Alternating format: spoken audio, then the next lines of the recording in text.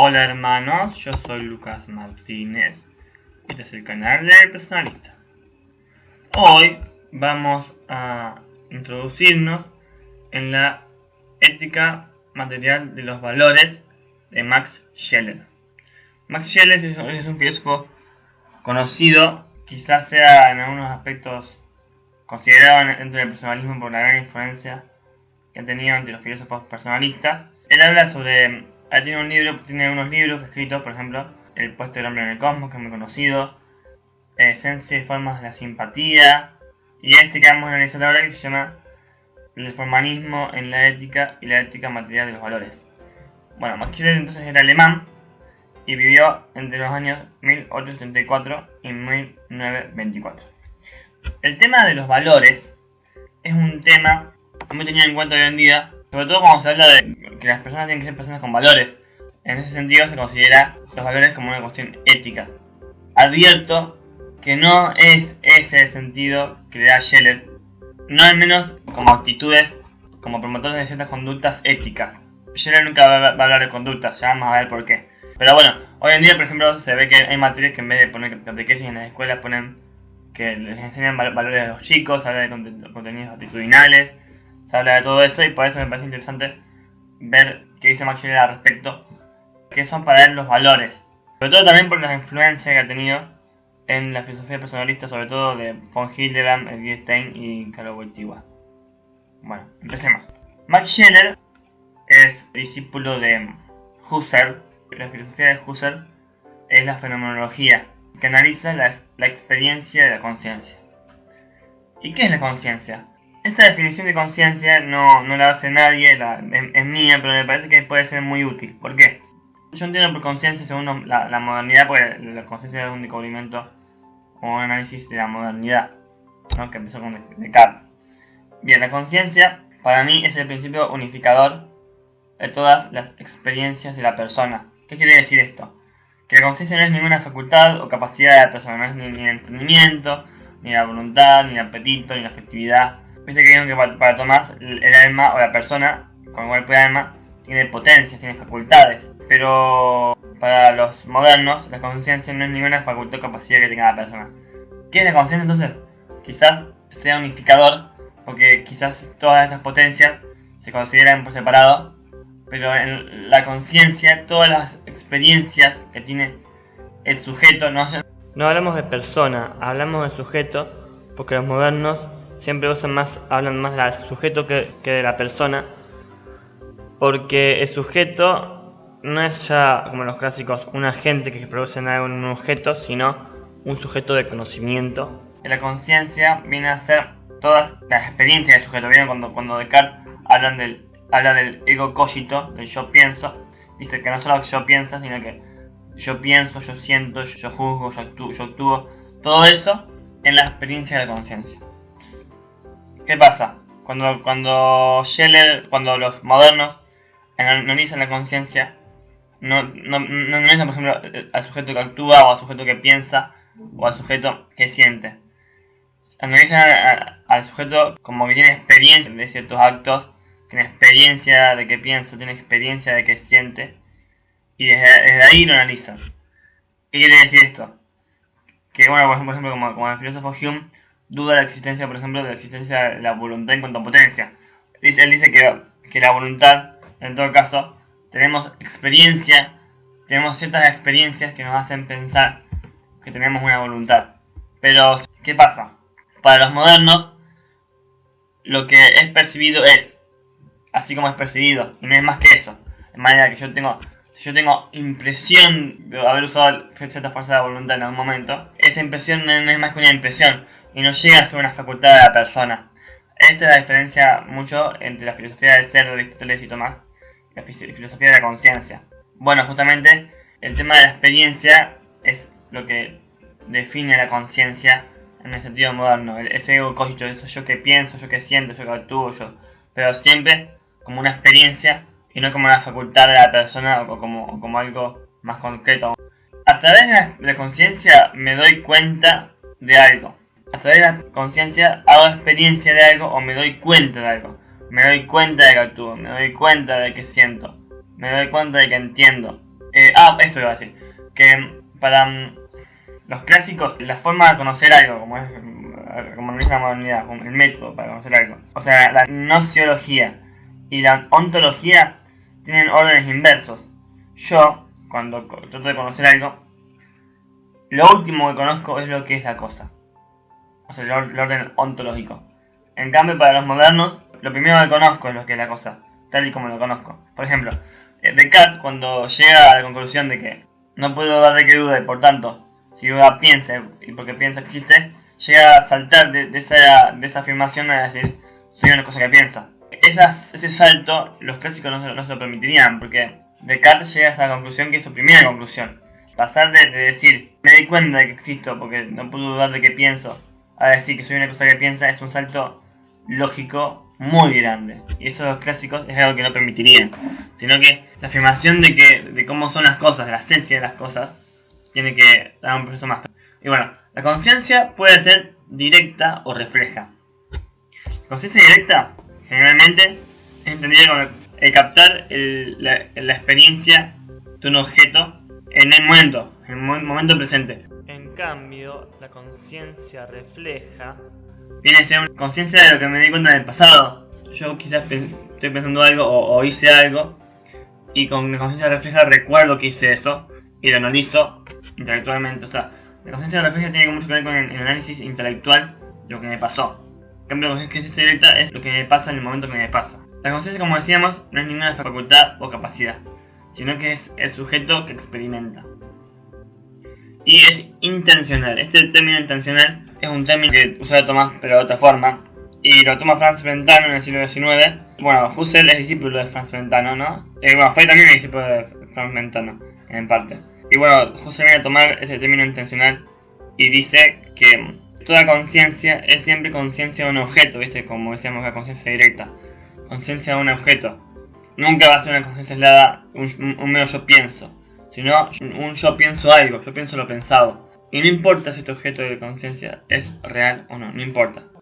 Lo importante es que la conciencia tiene un objeto. Las experiencias de la conciencia se llaman vivencias, de modo que la filosofía de Husserl, la fenomenología, se basa en el análisis de las vivencias. La filosofía tiene que analizar las vivencias de la conciencia tal y como aparecen. Y llega a decir Husserl que de algún modo no importa si esas vivencias o los objetos de esas vivencias son reales o no. Lo que importa es que las percibo y tengo que escribirlas tal y como las percibo. No importa solamente tanto una vivencia puntual en un momento, sino analizar más bien la estructura de las vivencias, ¿no? Porque siempre la conciencia no se basa en meras experiencias pasajeras, esporádicas, sino que se basa en el análisis de los fundamentos de las cosas. Y la conciencia no actúa, simplemente experimenta. Y si en ella hay alguna acción, es porque es experimentada, pero no porque sea una facultad de la persona. Y esto es importante porque después Juan Pablo II, la filosofía de Scheler va a contrastar con el tema de la acción y va a agregar el tema de la acción. Pero no como algo que se experimenta, sino como algo que se hace, algo de la persona. Ya vamos a verlo. Ahora vamos a analizar la ética kantiana formal del deber, que es a priori. No la voy a analizar en detalle, porque ya la analicé en otro video que forma parte del curso de filosofía que doy, pero quizás alguno quiera investigar un poco más. Kant propone a partir de una norma que se llama imperativo categórico partir en su filosofía de una norma que se basta a sí misma sin necesitar captar la naturaleza humana. O sea, para los clásicos la ética se derivaba de la naturaleza humana y de algún modo para Tomás de los fines de cada actividad marcados por la naturaleza humana, ¿no? Pero Kant dice que no podemos conocer la naturaleza humana por un argumento suyo que se llama falacia naturalista. No podemos conocer la naturaleza humana y por tanto tenemos que hacer una ética que sea independiente de esta naturaleza. El imperativo categórico es a priori porque no necesita ningún dato de la experiencia. Obviamente que esto es una abstracción, o sea, de algún modo yo creo que el imperativo categórico sacó de la experiencia, por ejemplo, qué sé yo, uno podría decir que el lenguaje sacado de la experiencia porque de alguna experiencia de haber aprendido ese lenguaje, pero bueno, no importa. En esta abstracción que hace Kant, analiza mucho las distintas experiencias, por ejemplo, qué sé yo, la experiencia ética en este caso. De alguna manera, el sujeto, para generar ese imperativo categórico, le va a traducir los razonamientos sin necesitar ninguna experiencia de las cosas. Bien, y el imperativo categórico, la ética kantiana es formal, porque este imperativo sirve como motivación de acción por sí mismo. Kant identifica la voluntad con la razón práctica. ¿Por qué Kant identifica la voluntad con la razón práctica? De hecho, él escribió la crítica a la razón práctica y se refiere tanto a la voluntad como a la razón práctica. Porque Kant analiza al sujeto trascendental, que es justamente la conciencia. El sujeto y su conciencia. Y por eso, como la conciencia está todo unido, no es de dudar que la voluntad esté unida a la razón práctica. Porque es todo el mismo sujeto en la misma experiencia.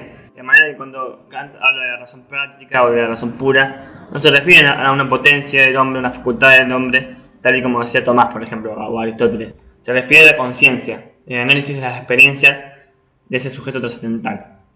Para Kant era importante hacer lo correcto porque tengo que hacerlo y no porque me haga sentir bien.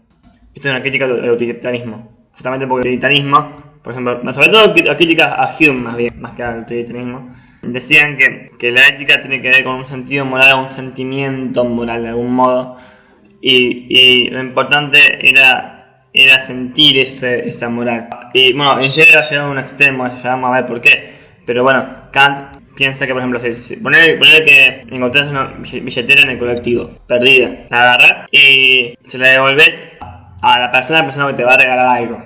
Y Kant te diría, no tenés que hacerlo porque es lo correcto, no porque te va a regalar algo. Y bueno, esto un poco no tiene algún sentido también para los cristianos, porque por ejemplo San Juan de la Cruz sabía que somos muy propensos a hacer las cosas porque las sentimos y propone una ascética para vivir austeridad, ¿no? Es desprendernos de todas esas sensibilidades y atarnos a los gustos y a las cosas, porque muchas veces cuando nos tomamos los gustos es por eso que terminamos haciendo el mal y nos matan pecados capitales, por ejemplo. Pero bueno, Kant no era católico, Kant va por otro lado, pero también critica este autoritarismo, este apego a la sensibilidad. Y dice, bueno, hacer lo correcto porque es lo correcto, si encuentro una billetera devolverla porque es lo correcto y no porque me van a regalar un helado ni nada de eso. Entonces Scheler va a escribir el formalismo en la ética y la ética material de los valores, donde dice que la conciencia puede, en sus experiencias, una de las experiencias más importantes de la conciencia es la experiencia de valor. ¿Y qué es el valor? Para Scheler, la conciencia, donde puedo entender, tiene un carácter puramente emocional. Intuye emocionalmente o experimenta valores que se dan en las emociones. Y Scheler viene justo dice esto de que no es importante, no es indiferente si un valor existe realmente o no. Lo importante es que eso que es valioso para mí. Y en eso radica la importancia del valor, ¿no? O sea, no importa si ese valor ético es real, sino que eso que es valioso para mí. Y el valor es independiente de la cosa a la cual le atribuyo un valor. O sea, si otra persona, un amigo, es importante para mí, eso no depende de una característica que tenga esa persona, sino de que yo le doy ese valor, ¿no? De algún modo. Por eso es a priori, ¿está bien? Acá Scheler va a decir que es a priori parte de la misma premisa kantiana, ¿no? La misma forma de pensar que tiene Kant, de lo que es a priori, ¿no? Porque de alguna manera todo lo que tengo en la experiencia tiene algo que yo le pongo. Kant va a decir que hay categorías, que si se quiere la experiencia de la conciencia, que yo le pongo en la experiencia y que es independiente, que no la saco realmente de la experiencia, sino que yo se las pongo a esa experiencia. Acá es bueno decir, el valor es algo que yo le pongo a la experiencia y no es algo que parta de la experiencia de las cosas, no es algo que pueda sacar de la cosa. Yo puedo sacar de la cosa, por ejemplo, no sé, los colores, ya Kant va a decir que todo con categorías como sustancia, accidente, la relación, la medida, bueno, todo eso que me dice Aristóteles eran términos a priori que pongo yo a la cosa y no es que la cosa viene con eso, porque la cosa para Kant de alguna manera es incognoscible. Pero bueno, vamos a ver, los valores no son, sino que valen, es decir, no tienen una esencia tal y como analiza Aristóteles, sino que tienen un valor, justamente. Los valores valen. No son conceptos ni tienen esencia. Acuérdense que la ciencia define lo que la cosa es. Son experimentados a priori porque no es algo que tengan las cosas en sí mismas, sino que es algo que yo les pongo, como decíamos. Y actuar por puro deber es una actitud farisaica. Según Scheller, no hay que seguir ningún deber, porque claro, la conciencia viene a ser experimentar los valores. Y hasta en las acciones no existe la acción en sí misma, sino la experiencia que tengo de esa acción, de alguna manera. Por eso Scheller no le interesa tanto los actos, sino que yo experimente la mayor cantidad de valores positivos. Fíjense, acá vamos a analizar el tema este. El amor me permite hacer una mayor experiencia de valores positivos y el odio de valores negativos o antivalores. Fíjense, les doy un ejemplo, que hoy no funciona tanto. Supónganse que yo voy a un Via Crucis a vivir la pasión de Jesús. Y en ese Via Crucis veo a la mujer llorando, veo a buen ladrón, veo a sirenero y todo eso me conmueve y me hace llorar. O me quebranta o lo que sea. Para Scheller, con eso alcanza para vivir la ética. Lo importante es vivir la ética de experimentar valores positivos, la simpatía, bueno, todo eso. No importa para Scheller que de eso se derive un cambio de vida real, un propósito concreto de cambio en mis acciones, en mis hábitos. Para Scheller eso no importa, lo que importa para Scheller es experimentar la mayor cantidad de valores positivos. Y con eso para su ética alcanza. ¿Por qué? Porque Scheller es un emocionalista. Y esto Juan Pablo II lo que tenga mucho. Por eso Juan Pablo II, ya vamos a ver que había el tema de la acción, pero no la acción en cuanto experimentada por la conciencia. Porque Wojtyła en la acción pone en diálogo la filosofía clásica y la moderna, no nos olvidemos de eso. De manera que no es del todo moderno ni del todo un clásico Wojtyła. También Wojtyła va a hablar de Maurice Blondel, porque Maurice Blondel analiza la acción objetivamente, un filósofo del siglo XIX.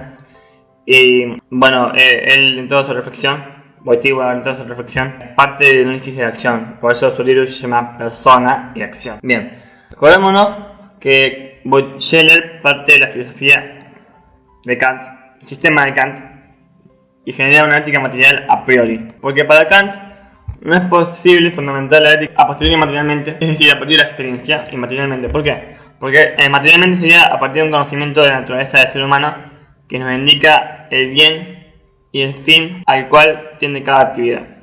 Porque de alguna manera toda ética material para Kant sería una ética a posteriori, porque todas las emociones parten de la experiencia para Kant. Pero Scheller dice, no, es posible fundamentar la ética, una ética material a priori. Material porque a partir de las emociones captamos los valores, que para Scheller los valores son objetivos. Pero recordemos que cuando Scheller habla de lo objetivo, no habla del objetivo como lo consideramos nosotros. Habla del objetivo como lo consideraba Kant, que para Kant lo objetivo es el objeto que analiza el sujeto trascendental, que es inmanente al sujeto trascendental. O sea, el sujeto trascendental en su experiencia tiene todo lo que él le pone a esa experiencia, y lo que es la cosa en sí nunca la va a conocer en sí misma, sino que va a conocer. Yo conozco de la cosa lo que yo le pongo a la cosa siempre. Y que Scheller dice, bueno, yo conozco de las cosas los valores que yo le pongo a las cosas, y no conozco nunca las cosas en sí mismas. Ahora hablemos de la clasificación que hace Scheller de los valores. Primero, distingue entre lo agradable y lo desagradable, que es independiente de aquel objeto, como decíamos, que causa la emoción, que depende mucho de mí, de mi situación. También habla de los valores vitales, que tienen que ver con el sentirse bien, con los estados de ánimo. También habla, por otro lado, de los valores espirituales, que son independientes del cuerpo. Por ejemplo, están los valores estéticos, de lo que es bello o no es bello, o feo, y lo justo y lo injusto. Y por último están los valores sagrados, vinculados a la idea de espíritu supremo, fuente de las felicidades más profundas y de las desesperaciones más hondas. Como decíamos, la ética de Scheller se limita a captar valores, pero no genera una conducta a partir de estos valores. Y esto es lo que va a querer Wojtyła con su acción. Justamente Wojtyła, Juan Pablo II, trata de decir, bueno, Scheller analiza el tema de los valores que se captan emocionalmente. Kant, en cambio, analiza el tema de la acción y la motivación de la acción, que tiene que ser perfecta, no la acción en sí misma. Entonces, Wojtyła llega a ser un imperativo, una ley, como Kant, a la manera de Kant, se llama norma personalista. Pero no, esa norma personalista se fundamenta en la experiencia que hace de un valor que es distinto a todos estos valores. Que yo he tomado este tema en un momento, pero no puedo profundizar mucho en el tema. Que es el valor de la persona, que es el fundamento de alguna manera de todos los valores. Porque el valor de la persona es la que hace la experiencia de todos los valores, ¿no? Y bueno, esa es la idea de Wojtyła. Hacer una norma personalista que tenga como motivación el valor de la persona y que sirva como ley para el comportamiento. Y así Wojtyła fundamenta toda su moral. Scheller también hace toda una crítica a la filosofía del bien y del mal de Aristóteles. Y acá no puedo profundizar mucho, pero esto es lo que yo entendí hasta ahora. Que el bien es el ente para Aristóteles en cuanto a apetecido. Y es apetecido porque tiene cierto grado de perfección. Pero para Scheller el valor es independiente de la cosa valorada. El apetito para Aristóteles no es independiente de la cosa valorada porque depende de la perfección de la cosa. En cambio, el valor tiene que ver más con mi valoración de las cosas, o sea, con lo que es valioso para mí. Pero a la filosofía de la conciencia no le importa si el objeto de su vivencia existe o no, sino simplemente si la experimenta. Lo importante del valor es que lo experimento, no si existe o no. El bien para Aristóteles es apetecido pasivamente por mí. Un sujeto lo desea y a la vez tiende necesariamente hacia él. De manera que en Aristóteles están unidas la afectividad, en Tomás, también, la afectividad y el dinamismo. En cambio, el valor para Scheller es solamente valorado, pero no me obliga a hacer algo respecto a ese valor, lo que yo percibo. No hay nada que me obligue a tender hacia él, es solo valorado afectivamente. Entonces, quizás podamos decir que el valor es lo que me hace buena una cosa para mí, pero no en sí misma, No, el valor de una cosa no hace buena la cosa en sí misma, sino para mí. Y bueno, como última reflexión quería dejar eso, que Wojtyła parte del análisis de la acción, motivada por la experiencia del valor de la persona. Fíjense qué interesante. El análisis fenomenológico de la conciencia parece ser un análisis de algún modo de lo que sucede en el hombre pasivamente, o sea, de la acción en cuanto experimentada, de todos los pensamientos y todas las cosas que pasan en cuanto experimentada pasivamente. Pero también, esto en cuanto a la filosofía de la conciencia, pero también hay que considerar que en Tomás Aquino, la mayor parte de las facultades del alma del hombre son pasivas. Curioso, ¿no? Son pasivas. Aunque sí es verdad que algunos actos de la voluntad en Tomás son activos, pero el apetito intelectivo, como voluntad, el apetito responde pasivamente a la memoria que lo autoriza. Las únicas potencias activas en el hombre son el intelecto agente y las potencias vegetativas, que son la mentativa, la nutritiva y la generativa. Qué curioso. Para Tomás, la base de la acción del hombre es el suppositum en latín. Supposito o supuesto también se traduce. Entonces, suppositum viene a ser principio de la existencia y de la acción para Tomás. En cambio, para Wojtyła, lo que es principio de la acción, hay una palabra que es más abarcativa, que es el yo. Cuando yo digo yo, me refiero a mí como principio de la existencia, de las vivencias y también de la acción. De manera que a Wojtyła le interesa no solo lo que sucede en el hombre, sino también lo que el hombre hace. Aristóteles distinguía entre los actos humanos y los actos del hombre. Wojtyła, en vez de acto humano, dice acto de la persona, actus personae. También Wojtyła dice que Scheller, en Persona de Acción, aunque no nombra Scheller, pero habla de la emocionalización de la conciencia, que consiste en considerar vivencias de la conciencia de carácter puramente afectivo. ¿Qué quiere decir de esto? Porque Scheller hablaba de esta capacidad de conmoverse, y que esta capacidad de conmoverse es intuir valores, con amor, ¿no? Sobre todo, no es que sean malas, conmoverse no es algo malo. Que una persona en un Via Crucis llore no es algo malo, pero no es lo único ni el centro, digamos.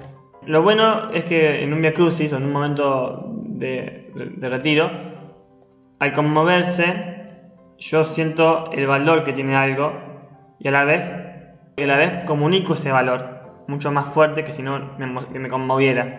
También es Aristóteles el que dice no es justo el que no se alegra por la justicia. Qué curioso, ¿no?